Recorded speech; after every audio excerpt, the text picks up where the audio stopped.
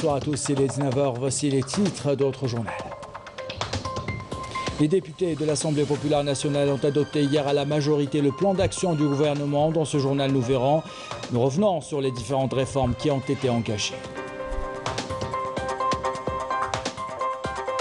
La Banque nationale d'Algérie lance une agence dédiée à la finance islamique. Nous verrons pourquoi cette formule séduit les Algériens dans ce journal.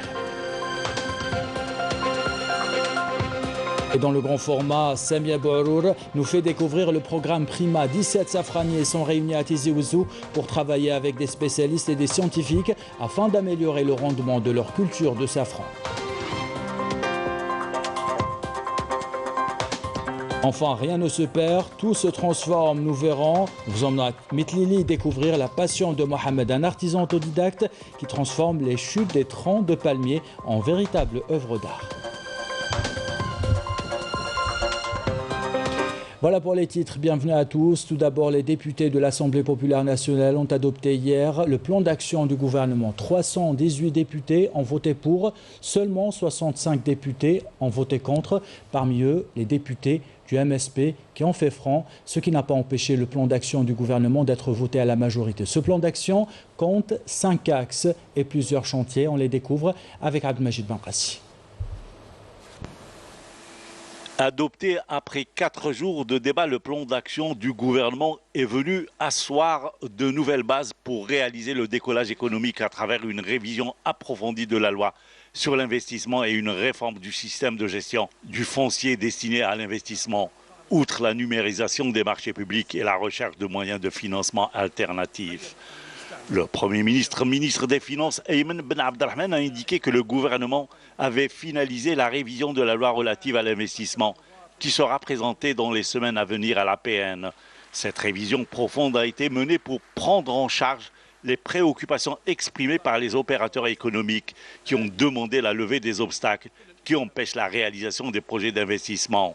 Une réforme qui donnera, selon le Premier ministre, des signaux forts et des garanties susceptibles d'accroître l'attractivité du pays aux investissements étrangers. Sur un autre plan, Ayman Ben Abdelrahman a indiqué que le rétablissement de la confiance du citoyen constituait la priorité absolue pour le gouvernement, tout comme la lutte contre la corruption et le pillage des biens publics. Dans le même contexte, il a fait part de la volonté de l'État et sa détermination à récupérer l'argent pillé et détourné vers l'étranger, tout en réitérant la volonté de l'État de lutter sans relâche contre la corruption. Il a par ailleurs annoncé la révision des codes communaux et de la wilaya à travers des ateliers de réforme qui se tiendront dès octobre prochain. Le Premier ministre a expliqué que cette réforme permettrait l'instauration d'une véritable politique pour la planification régionale et le développement économique local. Dans le même contexte, il a révélé la volonté du gouvernement d'engager dans les plus brefs délais une révision de l'ensemble du système de santé. De son côté, le président de l'Assemblée populaire nationale, Ibrahim Bourali, a affirmé que le plan d'action du gouvernement adopté par les députés dessine les contours de l'Algérie nouvelle pour laquelle s'est engagé le président de la République, Abdelmajid Tebboune. Pour le président de l'APN, les axes de ce plan reflètent la volonté politique sincère pour une véritable relance du développement dans le contexte de l'attachement de l'Algérie à ses valeurs enracinées, à ses constantes et à son authenticité. Et la finance islamique est l'une des options de réforme du système bancaire et financier dans le plan d'action du gouvernement. La BNA, la Banque nationale d'Algérie, a choisi de dédier une agence entièrement à cette activité. Elle a été inaugurée hier dans le quartier de Lucendé à Alger. La Banque nationale d'Algérie promet l'ouverture d'autres agences similaires prochainement. Les détails avec Yamina Saichi. La Banque nationale d'Algérie a inauguré sa première agence dédiée exclusivement à la finance islamique à Alger, dans la commune du Sindé. D'autres agences offrant les mêmes services suivront dans les prochains mois. C'est quelque chose d'intéressant يعني باش تعاون الانسان في هذه الحوايج هذوما. دونك الواحد كيحب يشري دار ولا حاجه، il aura un prêt bancaire ان بري بانكار هذاك البري بانكار يقدر يشري بها الدار هذيك وشاك فوا يرومبورس لي ديت تاعو. المنتج الذي يستقطب كثيرا الزبائن هو Le produit le plus demandé est celui qui permet aux clients de devenir propriétaires de biens immobiliers à usage d'habitation, mais aussi les formules de financement et les comptes d'épargne. الإسلامية. La BNA est la première banque publique à avoir lancé la finance islamique en date du 4 août 2020 à travers 64 guichets existants au niveau de ses agences à travers les différentes régions du pays. La banque propose des offres riches et diversifiées, constituées de formules de financement et de comptes d'épargne destinés aux particuliers, aux professionnels et aux entreprises. La généralisation des agences bancaires autonomes adaptant la finance islamique pourrait inciter les citoyens à aller vers ces produits et services, ne s'opposant pas aux dispositions de la charia, conformément aux fatwas de savants locaux et internationaux. La BNA adapte sa stratégie commerciale en fonction des besoins des clients, a lancé 9 nouveaux produits à travers les guichets dédiés à ce mode de financement répartis sur le territoire national. Le nombre des comptes bancaires ouverts depuis le lancement des produits de la finance islamique est de 15 000 à travers lesquels 10 milliards de dinars ont été déposés jusqu'à mai dernier avec 310 guichets ouverts. Et voici à présent une activité qui pourrait apporter gros à l'économie algérienne, la culture du safran. On vous parle souvent dans ce journal d'expériences de particuliers qui se lancent dans la culture de ce qu'on appelle désormais l'or rouge. À Tizi Ouzou, le programme Prima, qui regroupe 17 safraniers, leur assure un suivi permanent pour augmenter le rendement du safran. Pour cela, un système d'irrigation intelligent a été mis en place. Reportage signé Samia Bouhar. Le safran algérien commence à s'imposer à l'international grâce à l'expérience entreprise par Louisa Sidi Haket, qui est la présidente de l'Association nationale des producteurs de safran. Son safran Tariqi a été primé 4 fois. Il fait partie des meilleurs safrans au monde. Nous faisons partie d'un projet de recherche scientifique en collaboration avec l'Union européenne. Ce projet-là réunit 6 pays en tout et pour tout. Donc il y a la France, l'Italie, l'Allemagne, l'Espagne, le Portugal et notamment l'Algérie. Et le coordinateur principal, c'est l'Espagne. Et c'est grâce à cette distinction que Prima, un programme international de la recherche scientifique, a inclus l'Algérie dans son projet qui durera 3 ans pour le suivi des safranières biologiques, l'amélioration de la qualité et de la quantité en se basant sur les nouvelles technologies. L'Algérie, de son côté, collabore avec plusieurs centres de recherche comme le CRSTRA de Biskra et l'Université de Béjaïa. Nous, aujourd'hui, on est à Tizi Ouzou dans le cadre d'un projet Prima sur le safran qui est financé par la DGRSDT, donc la Direction Générale de la Recherche Scientifique et Technique et du Développement Technologique. Et notre rôle ici, c'est beaucoup plus pour le développement de la culture du safran à l'échelle nationale, donc sur l'Est, le centre, l'Ouest et surtout le Sud. Et on est là pour installer des enregistreurs de température et d'humidité. Et dans les régions où il y a l'irrigation de la culture, on installe donc un système qui a été breveté, donc un système innovant. Il traite l'aspect de l'irrigation intelligente. La safranière pilote choisie par le programme Prima se trouve à Dar al-Mizan dans la wilaya de Tizi Ouzou et elle appartient à Amir Beladel. Cette safranière a connu l'installation d'un système intelligent d'irrigation 100% algérien. Ça, c'est un système d'irrigation intelligent à base de capteurs installés dans le sol. Le déclenchement ou l'arrêt, c'est autonome. C'est dans notre station de Lotaya, met des bons résultats, presque économiser le mât à 25% avec un rendement maximal. Il faut savoir que plus la méthode de culture du safran est artisanale, plus le safran sera de qualité et le prix plus important. Le safran algérien est 100% bio. 1 gramme peut coûter jusqu'à 4000 dinars. 1 kilo de safran de première catégorie jusqu'à 40 000 euros. L'Algérie aujourd'hui en produit moins de 10 kilos par an. Les agriculteurs algériens s'intéressent donc à cette filière. Un marché qui promet d'avoir encore de beaux jours devant lui. Voilà pour ce reportage et comme chaque week-end, on vous invite à découvrir la start-up de la semaine. Une entreprise spécialisée dans la fintech, Bain, la technologie financière. Son directeur général, Reda Benbouzid, nous la présente dans cette vidéo. Regardez. Bonjour, je m'appelle Reda Benbouzid, je suis CEO de Bain. Bain est une société algérienne spécialisée dans la fintech, la technologie financière. Bain, qui veut dire Baina, de l'Arabia, Baini wa Bainek, crée des liens entre les banques et leur clientèle à travers nos différentes solutions digitales, mais aussi des liens entre les citoyens algériens eux-mêmes à travers les solutions de paiement, comme c'est le cas de WinPay, notre nouvelle solution de mobile payment. WinPay vous donne accès à votre solde en temps réel ainsi qu'aux opérations de paiement et de transfert que vous avez effectuées. Vous pouvez envoyer ou demander de l'argent à vos proches facilement en utilisant leur numéro de téléphone. WinPay vous aide aussi à mieux gérer votre budget et pour effectuer un paiement, rien de plus simple.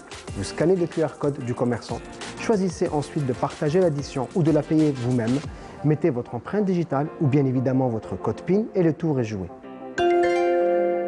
WinPay est aujourd'hui commercialisé par une grande banque algérienne et d'autres banques, Inch'Allah, devraient bientôt le proposer à leur clientèle, commerçants et particuliers. Notre ambition est d'accompagner nos partenaires bancaires dans la transformation digitale de la sphère publique, locomotive du développement de l'économie nationale. Notre ambition également, et ce que nous souhaitons faire, c'est accompagner l'inclusion bancaire en Algérie, l'inclusion des transactions.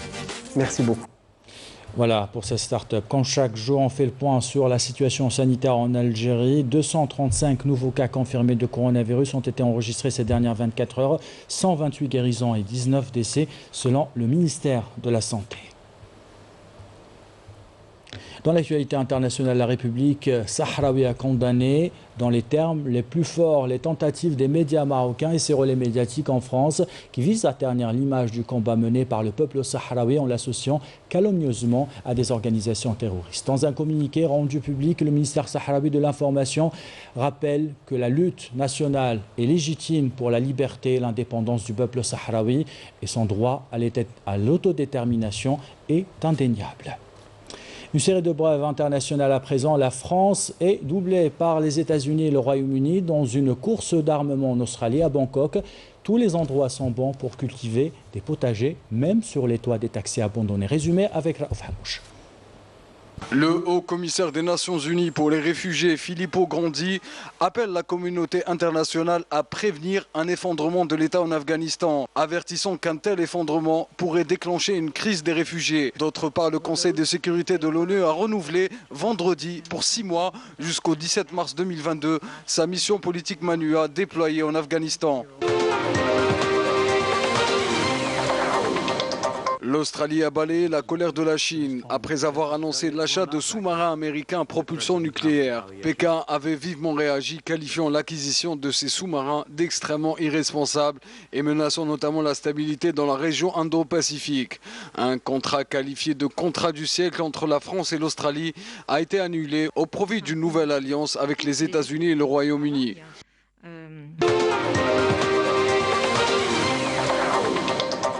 Le gouvernement chinois a affirmé avoir vacciné plus d'1 milliard d'habitants contre le Covid-19, soit plus de 70% de sa population. Pékin a distribué plus de 2 milliards de vaccins. Le premier pays touché par la pandémie a également été le premier à s'en sortir dès le printemps 2020, après l'adoption de mesures radicales, notamment la détection généralisée et la quasi-fermeture de ses frontières.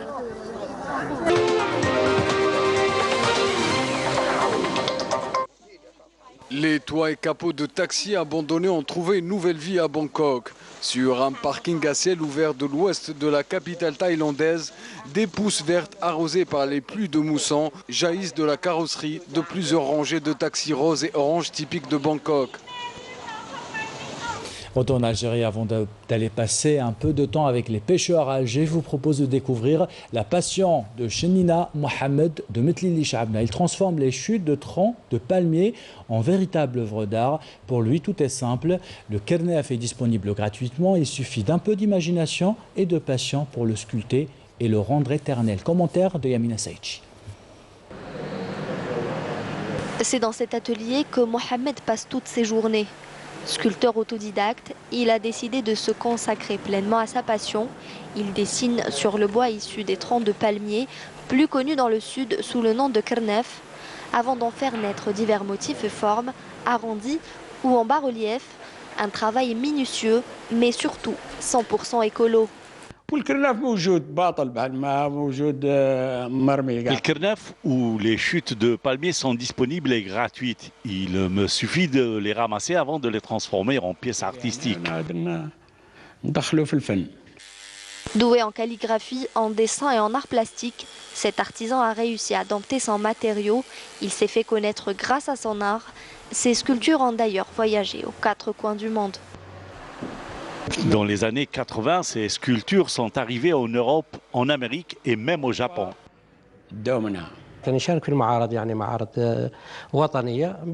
Mohamed a exposé dans des salons et foires nationaux. Il a vite été remarqué, ce qui lui a permis de participer à des foires internationales. En 1996, il s'est installé à Dubaï. En 2019, il a décidé de retourner à sa ville natale, Mitlili Shaanba.